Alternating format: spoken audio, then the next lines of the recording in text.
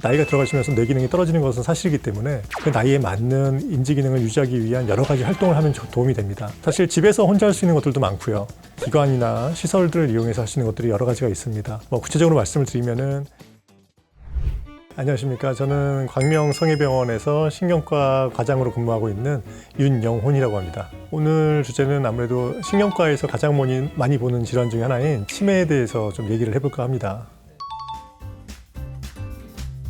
치매라는 것은 사실 어떤 질환의 이름이 아닙니다. 뇌 기능이 떨어지면서 실제로 일상생활이 힘들어지는 상태, 치매라고 보통 부르죠.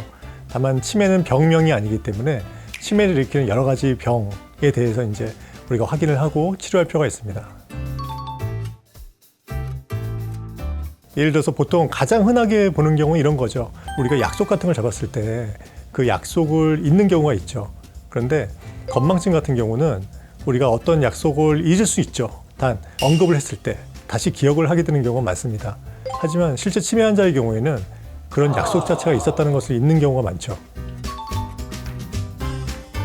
사실 되게 다양하게 나타날 수가 있습니다. 많이들 아시다시피 일단 기억력 저하로 나타나는 경우가 많이 있고요. 하지만 다른 증상이 초기 증상으로 오는 경우도 상당히 많습니다. 대표적인 예로 깔끔했던 분들이 갑자기 위생 상태가 좀 떨어진다든가, 혹시 돈 관련해서 중요한 약속 같은 걸 잊는다거나, 기억력은 정상이지만 갑작스러운 성격 변화가 생긴다든가, 감정 기복이 심해진다든가 이런 증상으로 올 수도 있습니다. 일단 가장 가까운 보건소, 특히 치매 안심센터에 방문을 하는 방법이고요. 치매 안심센터는 60세 이상의 환자들에게, 우리나라 사람 모두에게 무료로 인지검사를 진행해주고 있습니다. 인지검사는 처음에 간단한 검사부터 좀 정밀한 검사까지 나눠져 있는데요. 먼저 간단한 검사를 해본 다음에 그 사람의 나이나 학력에 비해서 점수가 낮다고 하면 정밀검사를 하게 됩니다.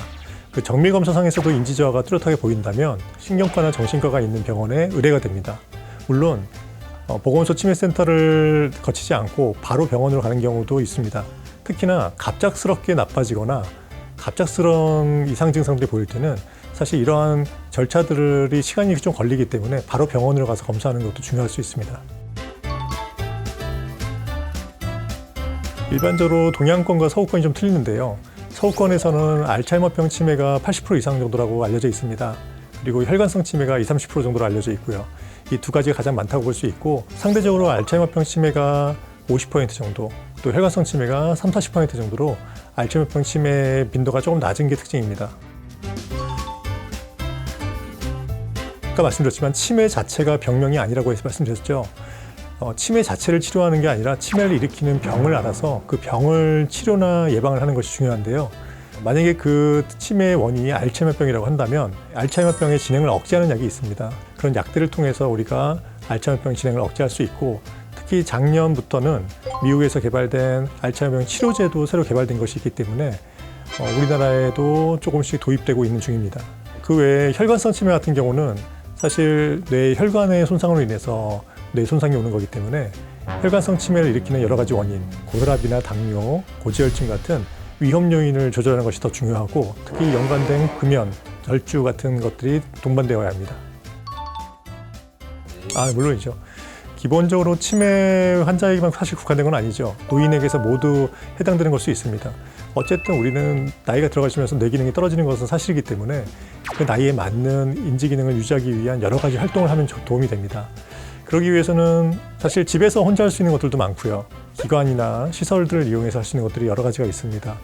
구체적으로 말씀을 드리면은 집에서 혼자 할 수 있는 것들은 신체적인 부분과 정신적인 부분을 나눌 수가 있는데, 그 뇌라는 것이 몸의 장기의 일종이기 때문에 우리 몸이 건강하면 사실 뇌도 건강하겠죠. 그래서 우리가 뇌에 도움이 되는 운동들, 특히 걷기 운동을 많이 얘기를 하는데요. 매일매일 열심히 걷는 운동 자체가 뇌 기능을 유지하는 데 큰 도움이 될 수 있고, 그 외에 뇌에 새로운 자극들을 주는 것이 또 중요한데, 새로운, 전에는 하지 않았던 여러 가지 활동들을, 새로운 걸 배우는 것들, 이런 것들이 많이 도움이 된다고 되어 있죠. 복지관이라든가 또 노인대학 혹은 노인정, 주간센터, 이런 여러 가지 시설에서 하는 새로운 여러 가지 프로그램들을 활용하는 것이 좀 도움이 되고요. 새로운 것들을 배우는 과정이 뇌의 큰 발전에 큰 도움이 됩니다. 대표적인 것이 지중해식 식단이라고 그러죠. 좋은 콜레스테롤을 향상시키는 그 음식들이 지중해 식단이라고 할 수 있습니다. 대표적으로 올리브유 같은 좋은 기름류가 있고요. 견과류, 또 등푸른 생선들이 해당될 수 있습니다. 그 외에도 사실 좋은 거를 먹는 것도 중요하지만 본인의 기저질환을 관리하는 것이 더 중요하기 때문에 고혈압 환자는 짜지 않게 먹는 것, 또 당뇨 환자에게서는 혈당을 높이는 음식들을 자제하는 것, 이런 것들이 더 중요할 수 있습니다. 이런 기회를 통해서 어쨌든 그 치매에 대해서 많은 말씀을 드릴 수 있는 기회를 갖게 돼서 너무나 감사한 기회가 됐습니다. 사실 진료실에서 하고 싶은 말이 많을 때가 있는데 현실적으로 진료실에서는 시간이나 이런 여러 가지 상황 때문에 말씀 못 드린 경우가 많은데요. 이렇게라도 말씀드릴 수 있는 기회가 너무 감사하고 앞으로도 또 이런 기회가 또 있다면 또 더더욱 좋은 말씀 드릴 수 있도록 노력하겠습니다. 감사합니다.